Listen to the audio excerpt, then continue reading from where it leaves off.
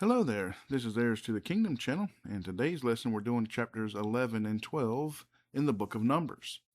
If you're new to this, it's the Bible study channel going through the King James Bible, not skipping anything as Scripture's command. So if you would like to subscribe and share this content, we're going to go ahead and get started here.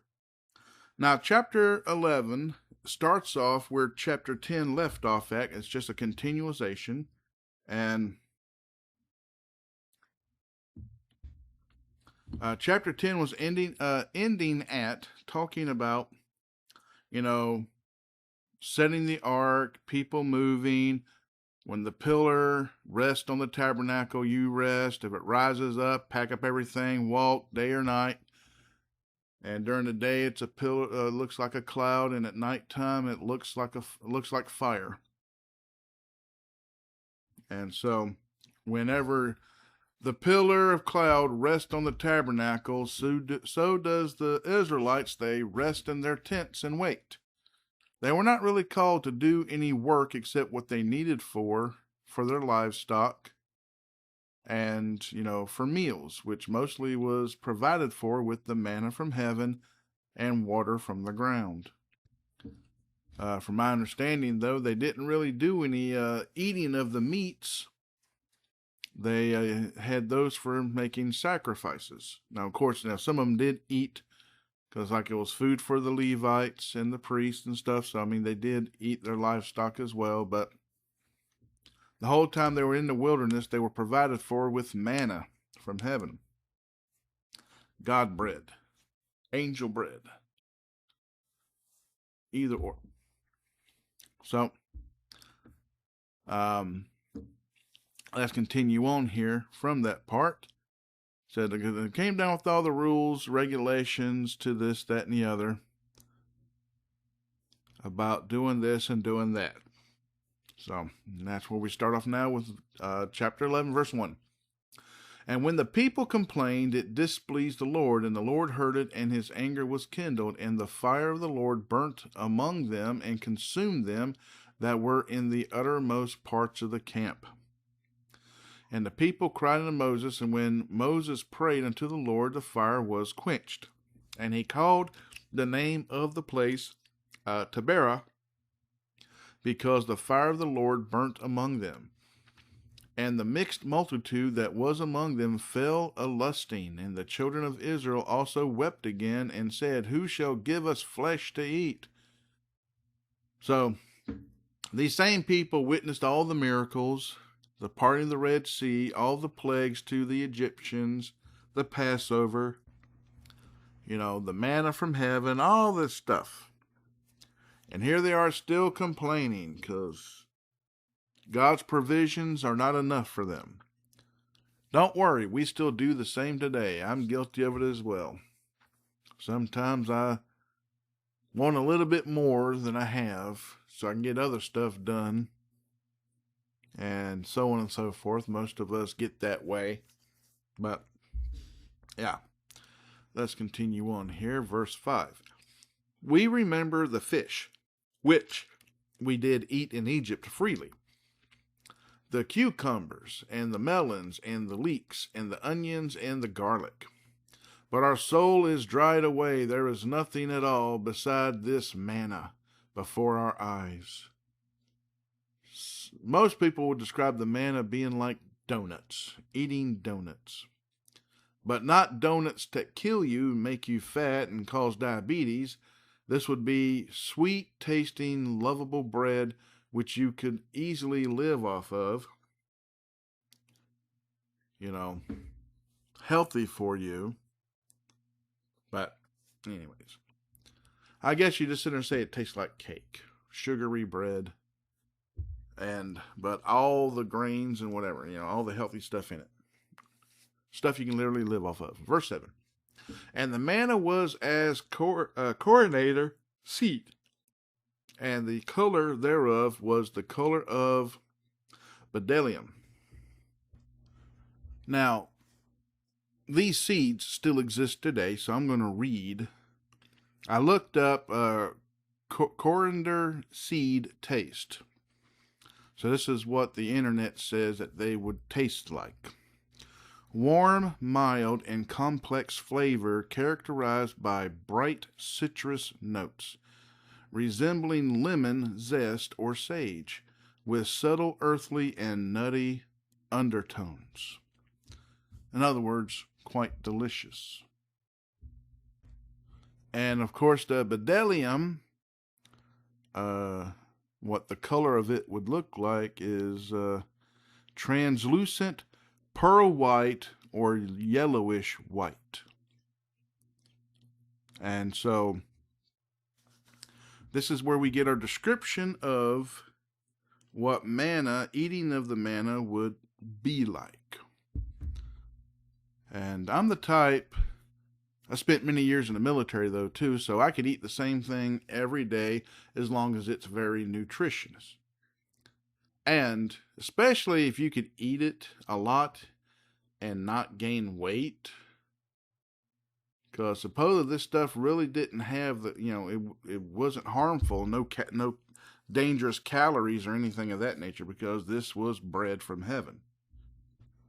But also it's quite filling, so you'd eat a little and it'd fill you up a lot, type stuff.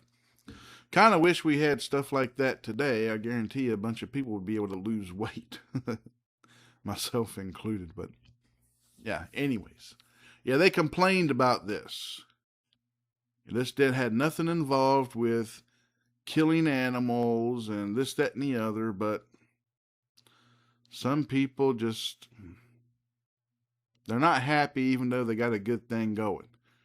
They always think the grass is green on the other side. Anyways, enough about that. Continue on here, verse 8.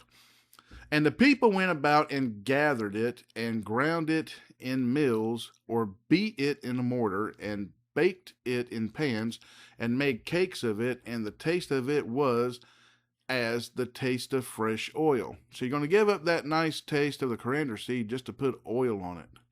I guess some people like greasy stuff. Anyways, 9. And when the dew fell upon the camp in the night, the manna fell upon it. Then Moses heard the people weep throughout their families, every man in the door of his tent, and the anger of the Lord was kindled greatly. Moses also was displeased. And Moses said unto the Lord, Wherefore hast thou afflicted thy servant? And wherefore have I not found favor in thy sight, that thou layest the burden of all this people upon me? So now Moses is getting tired of it's easy for someone to lead people who want to be led, who are seeking guidance and stuff, and says, okay, you say we do. Good, it's easy. But then when those people, like the leftoids today, nothing's good enough for them. They want what the rich have. They want what these people have. They want this. They want that. And all of it's unrealistic and nothing makes them happy. Then it's like, I don't want nothing to do with these people no more. That's when you just want to walk away, and it's like, you deal with it yourself. Whatever, I'm out of here. And that's what kind of Moses is getting to. It's like, good gracious, what's wrong with these people? It's like God's providing all this stuff and it ain't good enough. It's like, but you promised to follow and obey, and here you are. Whatever. Just pure rebellious. Verse 12. Have I conceived all this people? Have I begotten them, that thou shouldest say unto me, carry them in thy bosom, as a nursing father beareth the sucking child, unto the land which thou swarest unto their fathers? Whence should I have flesh to give unto all this people? For they weep unto me, saying, Give us flesh that we may eat. Now Moses had at Mount Sinai, when they started worshiping the calf, God says, I'm going to wipe them all out, and only your descendants are going to inherit the kingdom. The rest is like, the Israel will continue on from you only. And I bet you Moses is like, you know what? I should have taken that offer. I don't wish death on anybody, but when you're a big problem in society, I just kind of don't want you to exist. No one really does.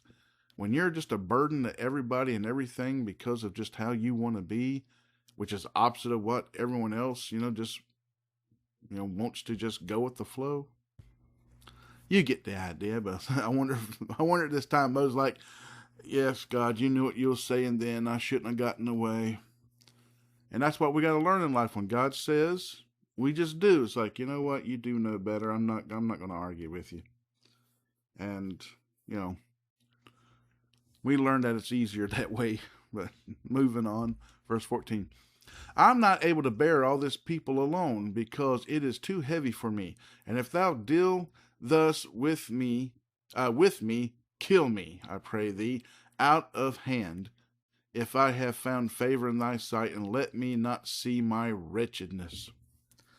And the Lord said unto Moses, Gather unto me 70 men of the elders of Israel, whom thou knowest to be the elders of the people, and officers over them, and bring them unto the tabernacle of the congregation, that they may stand there with thee. And I will come down and talk with thee there, and I will take of the Spirit which is upon thee, and will put it upon them, and they shall bear the burden of the people with thee, that thou bear it not thyself alone. And say thou unto the people, Sanctify yourselves against tomorrow, and ye shall eat flesh. For ye have wept in the ears of the Lord, saying, Who shall give us flesh to eat? For it was well with us in Egypt. Therefore the Lord will give you flesh, and ye shall eat. Ye shall not eat 1 day, nor 2 days, nor 5 days, neither 10 days, nor 20 days. But even a whole month, until it come out your nostrils, and it be loathsome unto you, because that ye have despised the Lord which is among you, and have wept before him, saying, Why came ye forth out of Egypt? They're now free, but complain is like, hey, it'd be better off in Egypt. We'd be happier being slaves, living at blah, blah, blah. Like, once again, they're acting like leftoids. Leftoids don't mind living in socialism and communism if they think they're being provided for, if they get what they want. But the thing is, you don't get what you want in those systems. You get what you get. And at least with freedom, what you get is what you're able to do for yourself. But in another system, you don't have that option. Anyways, 21. And Moses said, The people among them are 600,000 footmen. And thou hast said, I will give them flesh, that they may eat a whole month. Shall the flocks and the herds be slain for them to suffice them? Or shall all the fish of the sea be gathered together for them to suffice them? And the Lord said unto Moses, Is the Lord's hand waxed short? Thou shalt see now whether my words shall come to pass unto thee or not. So once again, like I said about the flocks and stuff, if they ate of the meat every day, there would be no flocks left. So you have to have a lot of food to feed a lot of people. But here it looks like it's not going to be everybody, just 600,000 footmen. Well, okay, yeah, I guess that's all the men part, I think, of the soldiers. Anyways, pretty much God's saying, I will provide. 24. And Moses went out and told the people the words of the Lord, and gathered the 70 men of the elders of the people, and set them round about the tabernacle. And the Lord came down in a cloud, and spake unto him, and took of the Spirit that was upon him, and gave it unto the 70 elders. And it came to pass that when the Spirit rested upon them, they prophesied and did not cease. So same thing as like, God's come upon them, so they now hear from God, not just Moses alone, because everybody's bringing all their problems to Moses. Moses tired of hearing it. Says, okay, now you're going to bring it to this person, because they're going to be able to hear from God. God's going to tell them. It's kind of like what judges were. So God's going to tell him, and then he tells you, and then you just deal with what God says, type of situation. 26. But there remained 2 of the men in the camp. The name of the one was Eldad, and the name of the other Medad. And the Spirit rested upon them, and they were of them that were written, but went not out unto the tabernacle, and they prophesied in the camp. And there ran a young man and told Moses, and said, Eldad and Medad do prophesy in the camp. And Joshua the son of Nun, the servant of Moses, one of his young men, answered and said, My lord Moses forbid them. And Moses said unto him, Enviest thou for my sake? Would God that all the Lord's people were prophets, and that the Lord would put his Spirit upon them? And that's Christianity today. Everybody that's a Christian today has the Holy Spirit and hears what God tells us, if we learn to listen. And God speaks to us greater while we're reading, studying the Word. So, but that's how we are today. Now, everybody gets the Spirit, not just certain people to speak for the Lord. And then that people just wait for those people to talk. That's how the deception started and everything else and stuff. So people rose to power that were once religious leaders, then became kings and ruled with an iron fist, just ruled whatever, is because they said, well, the Lord speaks to me and I'm telling you what God says and blah, blah, blah. And that's how the deception starts, because before then, people didn't hear. Even in the Middle Ages, though, even after Christ, church people still done this stuff, and people were not wise enough. Well, one, they didn't know the Word. They couldn't read. And this is where the King James Bible came out of. This is where, the war from King James against the Roman Catholic Church happened and everything else. So, hey, we've been lied to all these hundreds of years. Now people are educated, know how to read for themselves. They read the Word for themselves. It's like, oh, now it makes more sense. Anyways, verse 30. And Moses gat him into the camp, he and the elders of Israel. And there went forth a wind from the Lord, and brought quails from the sea, and let them fall by the camp, as it were a day's journey on this side, and as it were a day's journey on the other side, round about the camp, as it were 2 cubits high upon the face of the earth. And the people stood up all that day and all that night and all the next day, and they gathered the quails. He that gathered least gathered 10 homers, and they spread them all abroad for themselves round about the camp. And while the flesh was yet between their teeth, ere it was chewed, the wrath of the Lord was kindled against the people, and the Lord smote the people with a very great plague. So here they're eating it raw. They're not cooking it, not prepping it, this, that, and the other.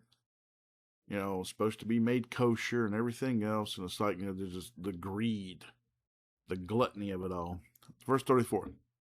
And he called the name of that place Kibroth Hattaavah, because there they buried the people that lusted. And the people journeyed from Kibroth Hattaavah unto Hazeroth, and abode at Hazeroth. And Miriam and Aaron spake against Moses because of the Ethiopian woman whom he had married, for he had married an Ethiopian woman. Okay, so now we know his wife and children are still with him. I now remember more about Scripture. I complain about this. I can say complain. I've talked about this before. His father-in-law left, and I was like, did his wife and children leave with him? Because they don't speak of them too much in Scripture. So anyway, so now we know that the woman he married, because she's not an Israelite, so they're going to talk bad about Moses. Now it's like, hey, this all happened long before the Lord came into my life, in my heart, and all this stuff, happened. This is the same thing as today. It's like, hey, whatever I did before I got saved, I can't go back and change it. And if it's a lifetime decision that I made that affects the rest of my life, and I can't change that, oh well, I can't change it now. It happened. Move on. But normally, he already circumcised his sons. I think Miriam did it for him. There was something that happened where, not Miriam, his wife, Miriam's the sister. Anyways, his wife already circumcised his children because something was happening and they had to do that, and the plague or whatever happened stopped. Anyways, moving on. So, some people sit and say, hey, you got to be with your own kind. Says, no, you got to be with like-minded, because strangers can come into the land and switch to Judaism, and now they're part of Hebrews, because now they live as the Hebrews do. But, they're not descendant of the bloodline, but in a sense they are, because she married an Israelite, and his children are from him, and so on and so forth, but either or. Verse 2, chapter 12. And they said, Hath the Lord indeed spoken only by Moses? Hath he not spoken also by us? And the Lord heard it. So here's like, hey, God speaks to us too, so Moses ain't that special. Verse 3. Now the man Moses was very meek above all the men that were upon the face of the earth. And the Lord spake suddenly unto Moses, and unto Aaron, and unto Miriam, Come out ye three unto the tabernacle of the congregation. And they three came out. And the Lord came down in the pillar of the cloud, and stood in the door of the tabernacle, and called Aaron and Miriam, and they both came forth. And he said, Hear now my words. If there be a prophet among you, I, the Lord, will make myself known unto him in a vision, and will speak unto him in a dream. My servant Moses is not so, who is faithful in all mine house. With him will I speak mouth to mouth, even apparently, and not in dark speeches. And the similitude of the Lord shall he behold. Wherefore then were ye not afraid to speak against my servant Moses? So, similitude, you can look it up for yourself. Primarily, it's like, the definition says the quality of state or state of being similar to something. So, at this point in time, Moses to the people is to be like God. Not that they worship him, but Moses will know what God knows, and it will not be visions and dreams or this, that, and the other. He speaks directly to him. So that's what that word means, and that's what that phrases mean. Anyway, let's continue on here. Verse 9. And the anger of the Lord was kindled against them, and he departed. And the cloud departed from off the tabernacle, and behold, Miriam became leprous, white as snow. And Aaron looked upon Miriam, and behold, she was leprous. And Aaron said unto Moses, Alas, my Lord, I beseech thee, lay not the sin upon us, wherein we have done foolishly, and wherein we have sinned. Let her not be as one dead, of whom the flesh is half consumed, when he cometh out of his mother's womb. And Moses cried in the Lord, saying, Heal her now, O God, I beseech thee. And the Lord said unto Moses, If her father had but spit in her face, should she not be ashamed 7 days?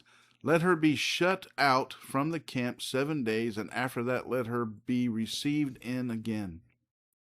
And Miriam was shut out from the camp 7 days, and the people journeyed not till Miriam was brought in again. And afterward the people removed from Hazeroth, and pitched in the wilderness of Paran. So God healed her leprosy, but left her out of the city, away from everybody, in solitude for 7 days.